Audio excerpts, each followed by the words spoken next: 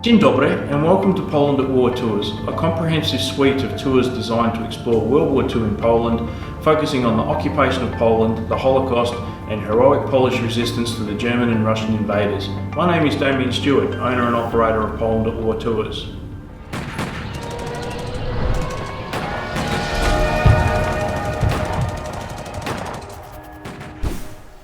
I am frequently asked, why are you interested in this period of history in Poland? People assume that I must have Polish or Jewish heritage, but to the best of my knowledge I have neither. It is simply the case that the events of World War II in Poland have captured my attention in such a way that I've not been able to free myself from the impact they have had on me. So much so that I believe the events that took place on Polish soil from 1939 to 1945 are among the most important events in human history, creating reverberations that continue to be felt around the world today. Prior to my first trip to Poland in 2018, I knew very little about the country and its history. I'd had an interest in the Holocaust for many years, read books, watched movies and documentaries, and in 1997 visited the extremely impressive United States Holocaust Memorial Museum in Washington. Yet I knew little else about the wider events of World War II in Poland, the country or its culture. In fact, my first trip to Poland happened by chance. I'd had an interest in military history since I was a child. However, I hadn't had an opportunity to explore important military sites around the world due to using all my annual leave each year to play sport in the United States throughout my 20s and 30s. It wasn't until I retired from sport and settled into my psychology practice that I felt confident to take some leave and begin to tick off some of those bucket list items. One of those bucket list items was a tour of World War II sites across Germany. In trying to find the most immersive tour of World War II Germany, I got together with my travel agent and identified a 14-day guided tour that spent the first 3 days in Poland and the remainder in Germany. I remained ignorant about Poland but looked forward to one very important location on the Polish itinerary, Auschwitz. I will never forget that from the moment I landed in Warsaw, I fell in love with her. Warsaw struck me as a wonderfully modern city with a vibrant mix of the old and new.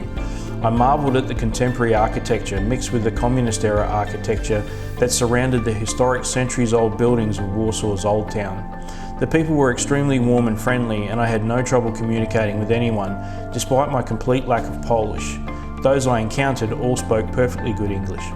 Once the tour began, I was introduced to several topics relating to the Polish, Jewish and non-Jewish experience in World War II that I had never heard of. Poland was the first to fight when Germany invaded on 1st of September 1939, beginning World War II. Poland was the only country invaded by Germany that did not develop a collaborative government with the Nazis. The Germans implemented the Holocaust almost entirely on occupied Polish soil. Poland had the largest resistance movement in Europe, and indeed Poland was the only country to initiate 2 uprisings against the German occupation: the 1943 Warsaw Ghetto Uprising and the 1944 Warsaw Uprising. I also learnt that all of those centuries-old buildings I admired were in fact painstakingly rebuilt brick by brick in the 1950s after the Germans razed approximately 85% of Warsaw to the ground in reprisal for the 1944 Warsaw Uprising. It is also the case that Polish mathematicians initially broke the Enigma code and handed the intelligence to France and Britain that led to later iterations of the Enigma code being broken at Bletchley Park, saving countless lives during the war. It was also during these 3 days in Poland that I began to hear incredible stories of Polish heroism during the occupation, astonishing feats of bravery undertaken by people such as Irina Sendler, Jan Karski, Jan Nowak, Tadeusz Pankowicz, and the underground organisation, the Polish Council to Aid Jews, codenamed Jagoda. I also began to hear about a man whose name will stay with me forever, Captain Witold Pilecki, likely the greatest hero who ever lived. Yet despite this incredible history, very few people outside of Poland know about these feats, nor the heroes who undertook them. Sadly, many people within Poland are also unaware of them due to years of repression and propagandistic rhetoric fed to them over 44 years of Soviet rule. It is only now, out from under the crushing yoke of Soviet influence, that Poland is learning about her own important and vital history during World War II. By the end of those first 3 days in Poland, I was already planning to return as soon as I could. In the meantime, I searched for books, movies, documentaries, anything from which I could learn more about the history of World War II in Poland, and was finally able to return to Poland on 2 further occasions, August 2019 and again in December and January 2019-20.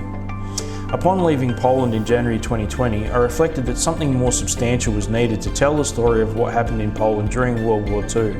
And it is during this period of reflection that a simple thought was aroused. Why don't I develop a tour to bring people to Poland to learn about this history?